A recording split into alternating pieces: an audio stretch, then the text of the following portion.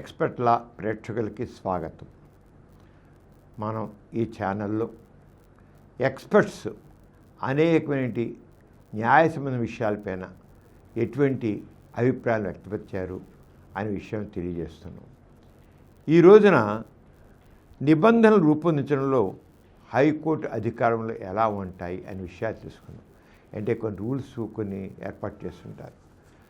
ఆ రూల్స్ హైకోర్టుకు సంబంధించిన రూల్స్ కావచ్చు, లేదా కింది కోర్టుకు సంబంధించిన రూల్స్ కావచ్చు. దానికి ఒక నిబంధనలు ఉంటాయి కదా. నిబంధనలు ఉంటేనే ఏదైనా సరే అడ్మినిస్ట్రేషన్ చక్కగా జరుగుతుంది. అంచేత నిబంధనలు రూపొందించడంలో హైకోర్టు అధికారాలు ఏంటి, ఏ రకంగా దాని అధికారాలు ఎంతవరకు ఉన్నాయి ఏమిటి అనే విషయం నుంచి మనం తెలుసుకున్నాం. ఎక్స్పర్ట్స్ ఏం చెప్తున్నారో తెలుసుకున్నాం. ఈ చట్టానికి సంబంధించిన వరకు అవసరమైన నిబంధనలు రూపొందించే అధికారములు హైకోర్టుకు ఉంటాయి. హైకోర్టులు కొన్ని రూల్స్ రెగ్యులేషన్స్ పెట్టి హైకోర్టు వ్యవహారాలు చూడడం విషయంలోనూ, అలాగే కింది కోర్టులు, ఆ జిల్లా కోర్టులు కావచ్చు, లేకపోతే ఇంకో కోర్టులు కావచ్చు, ఆ కోర్టులు ఎలా చేయాలి, తమ పరిధిలో కోర్టులు అయితే నిబంధనల్ని, రూల్స్ని, రెగ్యులేషన్స్ని అవి ఏర్పాటు చేస్తాయన్నమాట.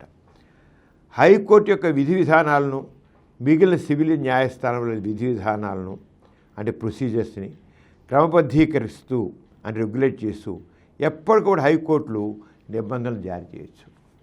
ఎప్పుడు చేయొచ్చు, ఎప్పుడు ఒకటే రూల్ అని కాదు, మార్చుకోవచ్చు, చేయొచ్చు, కొత్తగా తీసుకురావచ్చు, ఎక్స్పీరియన్స్ ద్వారా మార్చుకుంటూ ఉంటారు అన్నమాట. ఆరంగా చేయొచ్చు. ఈ చట్టంలోని సెక్షన్లు కోడ్ పునాది వంటివి. ఈ నిబంధనల రూల్స్ సరే, ఈ నిబంధనలు రూపొందించడం అనేవి ఒక చెప్పాలంటే అవి ఒక అడ్మినిస్ట్రేషన్కి ఒక పునాది, బేసిక్ ఫౌండేషన్ ఉంటాయి. రూల్స్ రెగ్యులేషన్స్ ఏవైతే హైకోర్టు నిర్ణయిస్తుందో అవి అడ్మినిస్ట్రేషన్ విషయంలో ఓ పునాది వంటివి. వీటిని మార్చే అధికారం కేవలం రాష్ట్ర అసెంబ్లీకి మాత్రమే ఉంటుంది. ఒకసారి హైకోర్టు చేసిన తర్వాత వీటిని మార్చే అధికారం దేనికి హైకోర్టు, మన శాసనసభకి అసెంబ్లీలకు మాత్రమే ఉంటుంది. హైకోర్టు ఏదైతే చేసిందో వాటిని మార్చే అధికారం అసెంబ్లీకి ఇలా ఉండొద్దు, ఇలా ఉండాలి అని చెప్పేసి హైకోర్టు నిబంధనలు ఏర్పాటు చేసింది.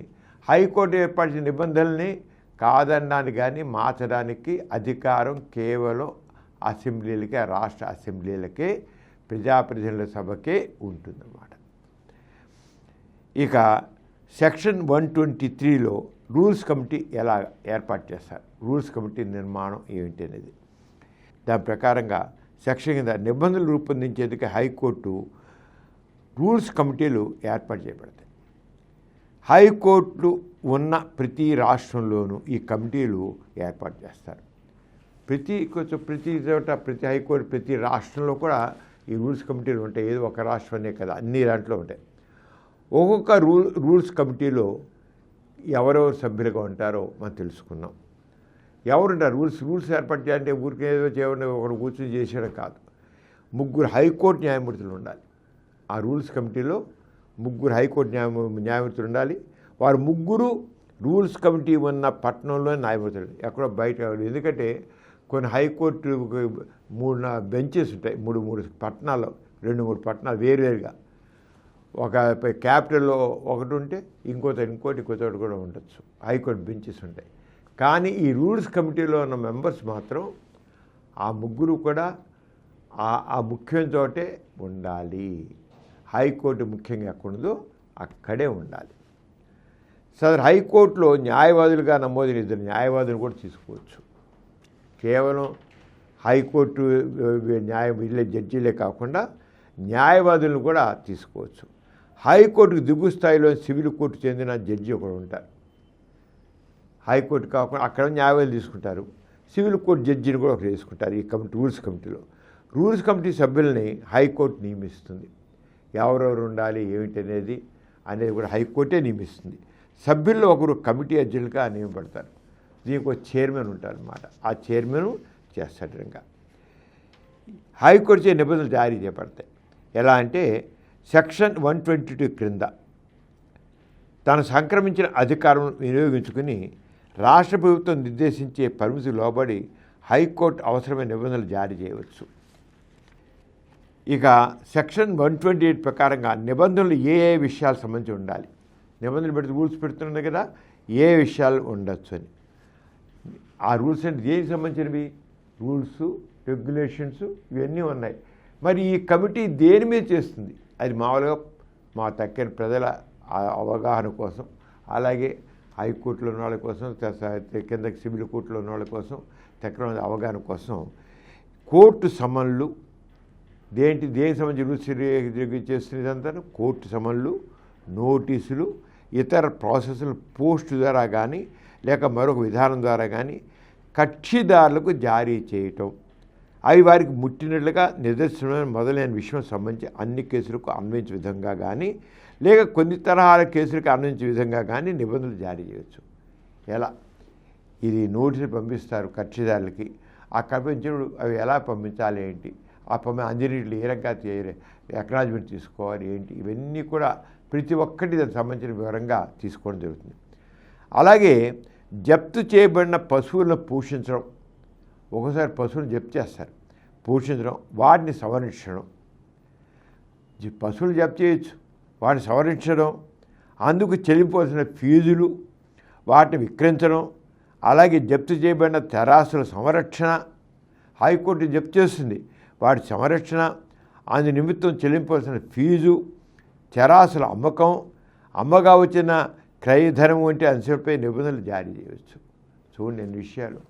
హైకోర్టు జప్తు చేసేస్తుంది, లేకపోతే ఒక పశువులు కూడా జప్తు చేస్తుంది. వాటన్నిటి గురించి కూడా వివరంగా ఉండాలి. అవన్నీ కూడా రూల్స్, రెగ్యులేషన్ అన్నీ కూడా ఈ నిబంధనల్ని ఆచరిస్తాయి. ఈ రకంగా అనేక విషయాల్ని చెప్పడం దీంట్లో ఉంటాయి. ఇక హైకోర్టు తనకు సంబంధించి తానే నిబంధనలు రూపొందించుకోవచ్చు. మరి హైకోర్టు నిబంధన ఎవరు చేస్తాడు అని మీరు అనవచ్చు. హైకోర్టు తనకు సంబంధించిన తానే నియమాలు ఏర్పాటు చేసుకుని, ఇప్పుడు కింద కోర్టులకేమో హైకోర్టు రూల్స్, రెగ్యులేషన్స్ అన్ని ఏర్పాటు చేసింది. మీరు ఎలా చేయాలి, అలా చేయాలి, ఈ విషయంలో అల్లవారించాలి, ఆ విషయంలో అల్లవారించాలి, ఇది పద్ధతి అయిపోయి రూల్స్, రెగ్యులేషన్, ఈ బైలాస్ అన్నీ కూడా చేసింది. కానీ హైకోర్టు విషయం మరి అదేలాగా అంటే హైకోర్టు విషయం వచ్చగల తనకు తానే నిబంధనలు రూపొందించుకోవాలి. అంతేకాని సుప్రీంకోర్టు ఇచ్చేది కాదు, వాళ్ళే నిబంధనలు ఏర్పరచుకోవాలి. ఈ చట్టంలో ఏం పేర్కొన్నప్పటికీ హైకోర్టులు జ్యుడిషియల్ కమిషనర్ కోర్టు మినహాయించి తమ ప్రాథమిక విచారణాధికారాలను ఉపయోగించి తమ నియమావళిని తామే నియంత్రించుకుంటూ నిబంధనలు జారీ చేసుకోవచ్చు. అయితే అటువంటి నిబంధనలు సదరు హైకోర్టును సంస్థాగతం చేసిన లెటర్స్ పేటెంట్ కానీ మరో ఉత్తర్వు కానీ విరుద్ధంగా ఉండరాదు అనే ఈ రంగం ఉంది. అలా కాకుండా ఇక వేరే విషయాలు కూడా ఉన్నాయండి. ఇక ఇతర విధానాలు కూడా ఉన్నాయి, రకరకాల విషయాలు ఉన్నాయి. కోర్టుకు హాజరు కాకుండా ఎవరికి ఎగ్జామ్షన్ ఇవ్వచ్చు. ఇది కూడా రూల్స్, రెగ్యులేషన్స్ కదా. మరి కోర్టుకు వెళ్లకుండా ఉంటాయి. ఇప్పుడు ఒక ఎంపీ ఉండొచ్చు, ఒక ఎమ్మెల్యే ఉండొచ్చు, లేదా ఒక న్యాయాధికారి ఉండొచ్చు, ఒక న్యాయవాది ఉండొచ్చు. వాళ్ళ మీద సివిల్ కేసు పడుతుంది. ఆస్తుల గురించి కేసులు పడతాయి. ఆ పడ్డ కోర్టుకు రావాలి కదా. ఇప్పుడు యాక్చువల్గా కేసు వేస్తే సివిల్ కేసే, నా ఆస్తి ఇలాగ చేశారు, నాకు రావాల్సిన ఆస్తి రాకుండా చేశారు, లేకపోతే నా ఆస్తి అన్యాక్రాంతం చేశారు, ఈ ఎమ్మెల్యే నా ఆస్తి అన్యాక్రాంతం చేశారు. ఒకడు వేస్తాడు, నా స్థలాన్ని తీసుకున్నాడు, నాదే నా దగ్గర ఇంత డబ్బు తీసుకుని ఎగ్గొట్టాడు, తాను పదవి వచ్చాక ఎమ్మెల్యే పదవి వచ్చిన తర్వాత ఎంపీ పదవి వచ్చాకో లేదా న్యాయవాది పదవి వచ్చాకో న్యాయమూర్తి పదవి వచ్చాకో అంత ఎగనాం పెట్టాడు, నాకు ఇలా చేశాడని ఒకడు వేయచ్చు. వేసినప్పుడు వాడు తప్పకుండా ఆ వ్యక్తి ఎవరి మీద వేసాడో ఆ వ్యక్తి తప్పకుండా రావాలా. మరి కోర్టులో కేసేవాడు వాడు వచ్చి పిలిస్తే రావాలి కదా, సమన్ పంపిస్తే. అంచేత అలా కాకుండా ఒకళ్ళు రాకుండా, కోర్టుకు రాకుండా, కోర్టుకు వచ్చి బోన్లో నించోకుండా కొంతమందికి ఎగ్జంప్షన్ ఉండేది. ఎవరు వాళ్ళు? సివిల్కి సంబంధించిన కేసులు, సివిల్కి వాయిదాలు, సివిల్కి సంబంధించిన విషయాలు ఉంటాయి. దాంట్లో ఎవరెవరికి కోర్టుకి రాకుండా వాళ్ళ తరపున అడ్వకేట్ వెళ్తే సరిపోతుంది, లేదా వాళ్ళ తరపు ఇంకో మనిషిని పెట్టుకుంటే ఆ మనిషి వెళ్తే సరిపోతుంది. ఎవరికి ఆ ఎగ్జామ్షన్ ఇచ్చారు? సివిల్ కోర్టు విషయం, సివిల్ విషయాల్లో. సివిల్ విషయాలే, మళ్ళీ క్రిమినల్ విషయాలు కాదు. క్రిమినల్ కోర్టు విషయాలు చాలా చూద్దాం. సివిల్ కోర్టులో సివిల్ తగాదాల విషయంలో మరి అఫీషియల్స్ అటు జ్యుడిషియరీ కానీ ఎగ్జిక్యూటివ్ సంబంధించిన వాళ్ళు కానీ వాళ్ళ మీద పడితే ఎవరు కోర్టుకు రాకుండా వాళ్ళు ఇంకోళ్ళని వాళ్ళ తరఫున పంపించుకోవచ్చు దాన్ని చేద్దాం. కోర్టుకు స్వయంగా హాజరు కాకుండా ప్రముఖులు మినహాయింపు. ఇక్కడ ఉదహరించిన ప్రముఖుల న్యాయస్థానం ఎదుట హాజరు కాకుండా మినహాయింపు ఇవ్వడం ఉంది. ఎవరంటే భారత రాష్ట్రపతి, ఇంకెవరు ఉపరాష్ట్రపతి. ఎవడో ఆంధ్రప్రదేశ్లో భారత రాష్ట్రపతి మీద ఉపరాష్ట్రపతి మీద కేసు వేయచ్చు, సివిల్ కేసు, క్రిమినల్ కేసు కాదండి, సివిల్ కేసు. అప్పుడు వాళ్ళు రావాలా? ఏమో ఉండొచ్చు, కుటుంబం సంబంధమే ఇవ్వచ్చు, ఆస్తి సంబంధమే ఇవ్వచ్చు. ఇప్పుడు మనం చూస్తాంగా కుటుంబ సంబంధం కదా ఎలా ఉంటున్నాయో. పేరు చెప్పసల్లా కుటుంబ సంబంధం గొడవలు ఎంతవరకు వెళ్తాయి. ఇదివరకు సీఎంగా ఉన్నవాళ్ళు, వాళ్ళు మినిస్టర్గా ఉన్నవాళ్ళు ఎన్నో సివిల్ కేసులు ఉంటున్నాయి. అంచేత వాళ్ళు కేసుకి రావాలా? పదవిలో ఉన్నవాళ్ళు ఎవరు? రాష్ట్రపతి, ఉపరాష్ట్రపతి, లేకపోతే ఉపరాష్ట్రపతి దాంట్లో రాజ్యసభ చైర్మన్ కూడా వస్తారు. రాజ్యసభ చైర్మను, పార్లమెంటు సభాపతి, స్పీకరు, పార్లమెంటు సభ స్పీకరు, తర్వాత కేంద్ర మంత్రులు, సుప్రీంకోర్టు న్యాయమూర్తులు, రాష్ట్రం గవర్నర్లు, కేంద్రపాలిత ప్రాంత పరిపాలకులు, రాష్ట్ర శాసనసభ సభాపతి, చైర్మన్, స్పీకరు, అసెంబ్లీ స్పీకర్ కానీ వీళ్ళు, తర్వాత శాసనమండలి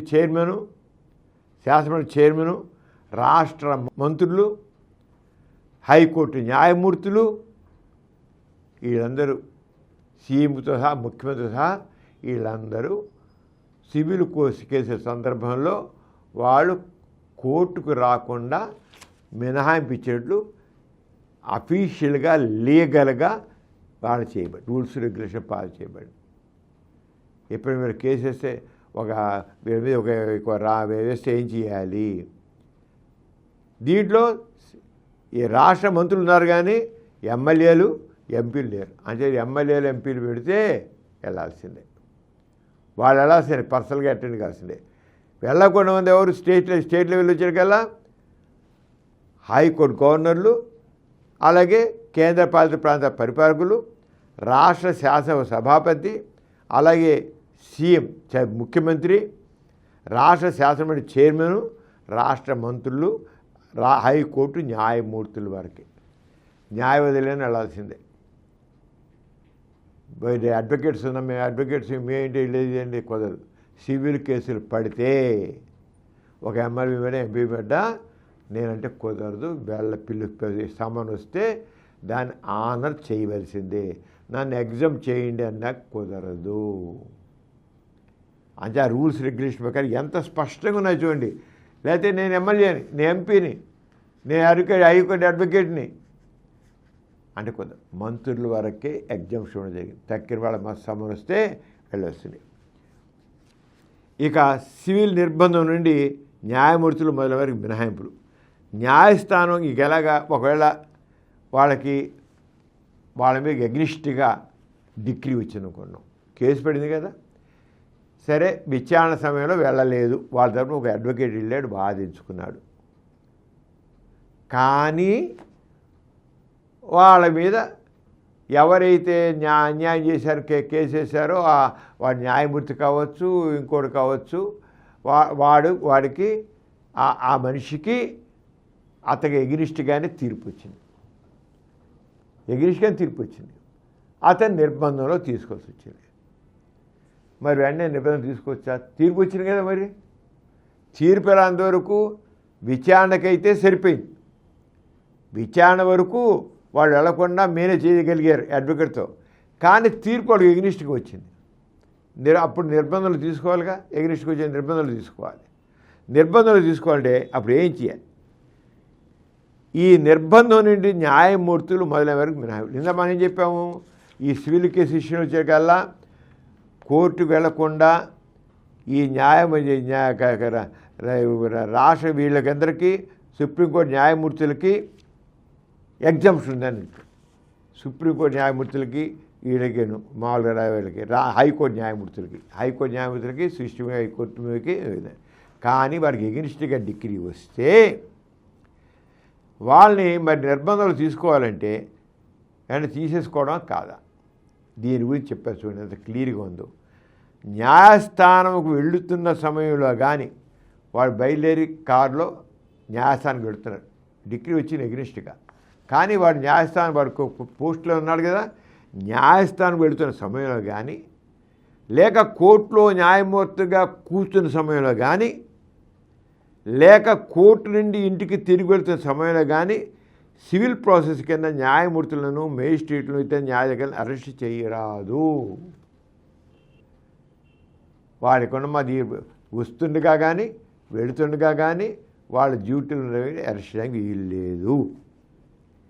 ఈ రకంగా ఎప్పుడే ఒక డిగ్రీని తక్షణమే అమలుపరిచే చర్యలో భాగంగా తీర్పు రుణగ్రస్తుని అరెస్ట్ చేయటకు పైన విధించిన నిబంధనలు అవరోధంగా ఇక సివిల్ ప్రాసెస్ కింద ప్రజాప్రతినిధులను అరెస్ట్ చేయడంపై పరిమితులు. అలాగే ఎమ్మెల్యేలు ఎంపీలు ఉన్నారు కదా, వాళ్ళ పరిమితులు ఏంటి? ఇక మనం న్యాయవాదుల గురించి చెప్పాం. ఇక ప్రజాప్రతినిధుల పరిమితి సివిల్ న్యాయ ప్రక్రియలో సివిల్ న్యాయ ప్రక్రియలో భాగంగా ప్రజాప్రతినిధులను అరెస్ట్ చేయుట, సివిల్ నిర్బంధం పంపుటకు సంబంధించి కింద పరిమితులు కలవు. పార్లమెంట్ ఉభయ సభల సభ్యులను ఒక ఎంపీ అండి, అతను అరెస్ట్ చేయాల్సి వచ్చింది. అరెస్ట్ చేయాల్సి వచ్చినప్పుడు ఆ ఎంపీని అంటే పార్లమెంట్ మెంబర్ని చేయాల్సి వస్తే లేక ఎమ్మెల్యే కానీ వీళ్ళ సభ్యులు చేయాల్సి వచ్చారు, సందర్భానుసారంగా సదరు పార్లమెంటు లేదా శాసనసభ లేదా శాసనమండలి సమావేశం జరుగుతానికి అరెస్ట్ చేయరాదు. అరెస్ట్ చేయాలంటే ఆ టైంలో పార్లమెంటు జరుగుతూ ఉంటే లేదా అసెంబ్లీ జరుగుతూ ఉంటే ఆ టైంలో అరెస్ట్ చేయలేదు. అరెస్ట్ చేయాల్సి వస్తే అరెస్ట్ చేయరాదు. పార్లమెంటు ఉభయ సభలు అంటే లోక్సభ కావచ్చు, రాజ్యసభ కావచ్చు, అలాగే ఇక అసెంబ్లీ కావచ్చు, లెజిస్లేటివ్ కౌన్సిల్ కావచ్చు, ఏదైనా వాళ్ళు ఒక కమిటీలో ఉన్నట్లయితే ఆ కమిటీ సమావేశం కొనసాగే సమయంలో కూడా చేయడానికి లేదు. సమావేశం ఇప్పుడు అసెంబ్లీ జరగట్లా, కానీ వాళ్ళు రకరకాల కమిటీలో ఉంటారు. ఒక కమిటీ చేస్తే కమిటీ మీటింగ్ జరుగుతుంది అనుకుందాం, ఆ కమిటీ సమయంలో కూడా వాళ్ళని అరెస్ట్ చేయడానికి వీలు లేదు. అంటే ఈ రకంగా వాడికి ఎగ్జామ్షన్స్ ఉన్నాయి. ఎప్పుడు చేయాలనేది ఈ రకంగా ఈ సెక్షన్స్లో నిబంధనలు అర్థం చేసుకునేందుకు ఒక చిన్న ఉదాహరణ. ఒక పార్లమెంట్ సభ్యుడు పార్లమెంట్ సమావేశం 10 రోజులు ముందుగానే సివిల్ ప్రాసెస్ కింద అరెస్ట్ చేయడం అనుకుంటాం. వాడికి పార్లమెంట్ మొదలవల 10 రోజుల ముందే అరెస్ట్ అయ్యాడు. ఆయన సివిల్ కేసు విషయంలో 10 రోజుల ముందే అరెస్ట్ అయ్యాడు. అరెస్ట్ కాబట్టి 3 మాసములు సివిల్ జైల్లో ఉండవలసిన పరిస్థితి ఏర్పడవచ్చు. ఆయనకి 3 మాసాలు శిక్ష వేశారండి. ఆయనకి ఆ ఎంపీకి కోర్టు 3 మాసాలు, ఎవరికి ఎంపీకి వేసింది కోర్టు వేస్తే ఏం చేయాలి? అటువంటి అక్కడేమో పార్లమెంట్ జరగబోతోంది, మరి ఇది పార్లమెంట్ సమావేశాలు వెళ్ళాలా, జైల్లోనే ఉండాలా? ఇది విషయం, ఇది లీగల్ పాయింట్. ఇది అతను పార్లమెంట్ మెంబర్ కనుక పార్లమెంట్ సమావేశాలకు వెళ్ళనిస్తారా వెళ్ళనివరా, కోర్టులో ఉండిపోవాలా. అరెస్ట్ చేయడం కనుక ఇక పార్లమెంట్ మెంబర్షిప్ పోయిందా? 3 మాసాలు సివిల్ జైల్లో ఉండవలసిన పరిస్థితి ఏర్పడవచ్చు. అటువంటి సందర్భంలో పార్లమెంటు సమావేశంగా 4 రోజులు ముందుగా అతను నిర్బంధం నుంచి విడుదల చేసి సమావేశం ముగిసిన 4 రోజుల తర్వాత తిరిగి అరెస్ట్ చేసి సివిల్ నిర్బంధంలో పంపవచ్చును. ఒక పార్లమెంట్ మెంబర్ని అరెస్ట్ చేసి ఒక ఎంపీని అరెస్ట్ చేస్తే 4 రోజుల ముందు విడుదల చేయాలి. పార్లమెంటు సమావేశాలు 4 రోజుల ముందు విడుదల చేసి పంపించాలి. మళ్ళీ పార్లమెంటు సమావేశాలు పూర్తి అయిన తర్వాత 4 రోజుల తర్వాత పూర్తిపోయిన 4 రోజుల తర్వాత మళ్ళీ అరెస్ట్ చేసి మళ్ళీ జైలుకి పంపించాలి. అలా కాకుండా పార్లమెంటు సమావేశం కొనసాగుతుండగా సివిల్ అరెస్ట్ ఉత్తర్వులు జారీ కాబడినట్లయితే పార్లమెంటు సమావేశాలు ముగిసిన 4 రోజుల తర్వాత అతను అరెస్ట్ చేయవచ్చును. ఒకవేళ డిగ్రీ అరెస్ట్కి సంబంధించి వస్తే తీర్పు అరెస్ట్ అతని పార్లమెంట్ మెంబర్గా సెషన్స్ జరుగుతున్నాయి, పార్లమెంట్ సెషన్స్ జరుగుతున్న టైంలో అతను ఎగెనిస్ట్గా వచ్చింది, అరెస్ట్ చేయాల్సి వస్తుంది. అరెస్ట్ చేయాల్సి వస్తే మరి వెంటనే వెళ్ళిపోయి అరెస్ట్ చేసినా కాదు. అలా వస్తే మాత్రం ఈ సెక్షన్ ఏంటి మినహాయించి సివిల్ ప్రాసెస్ కింద నిబంధన మాత్రమే క్రిమినల్ కేసు కింద అరెస్ట్ చేయవారంటీ అయిపోయాక మళ్ళీ అది అయిపోయాక ఒకవేళ వచ్చినా పార్లమెంట్ సెషన్స్ అయిన తర్వాత 4 రోజుల తర్వాతే అది అరెస్ట్ చేయాలి. అంటే చూసారు రూల్స్ ఎంత స్పష్టంగా ఉన్నాయో. అంటే హైకోర్టు ఇందాక మనం ఇంతవరకు చెప్పుకున్న రూల్స్ కమిటీ ఒకటి ఉంది. ఆ రూల్స్ కమిటీ కొన్ని రూల్స్ ఏర్పాటు చేస్తే టైం బై టైం సమయం బట్టి రూల్స్ రెగ్యులేషన్స్ ఏర్పాటు చేస్తుంది. ఆ రంగా ప్రస్తుతానికి ఉన్న రూల్స్ ప్రకారంగా ఈ రూల్స్ కమిటీ ఏర్పాటు చేసిన రూల్స్ ప్రకారంగా అన్నీ మీకు రాసి ఉండవు. మొత్తం సివిల్ కోడ్లోనూ ఇప్పుడు క్రిమినల్ కోడ్లు ఇవన్నీ రాసి ఉండవు. ఇవన్నీ ఎక్కడి నుంచి వస్తాయి, ఎప్పుడు ఉపయోగ చేయాలి, ఎవరిని ఎలా తీసుకోవాలి, ఎవరిని ఇబ్బంది తీసుకోవాలి, ఎవరిని తీసుకోకూడదు, ఎప్పుడు చేయాలి చేయకూడదు అన్నీ కూడా రూల్స్ కమిటీయే ఫ్రేమ్ చేస్తుంది. అంటే రూల్స్ కమిటీ యొక్క ఇంపార్టెన్స్ ఎంత ఉందో చెప్పడం కోసం ఈ విషయాలను చెప్పడం జరిగింది. చాలా ఇంపార్టెంట్ విషయాలు. ఇంకో విషయం మీద నెక్స్ట్ ఎపిసోడ్ తీసుకున్నాం. అంతవరకు సెలవు. మరి నమస్తే. ఈ కార్యక్రమం మీకు ఎంతో నచ్చింది కదా. ఇటువంటి మరిన్ని వీడియోల కోసం అనతి కాలంలోనే 21 కోట్ల వ్యూస్ సాధించిన సమరం ఛానల్ సమర్పించు సమరం ఎక్స్పర్ట్ల ఛానల్కు సబ్స్క్రైబ్ చేయండి, లైక్ చేయండి, మీ ఫ్రెండ్స్కి షేర్ చేయండి. అలాగే ప్రక్కనున్న గంట సింబల్ని ప్రెస్ చేయడం మర్చిపోకండి.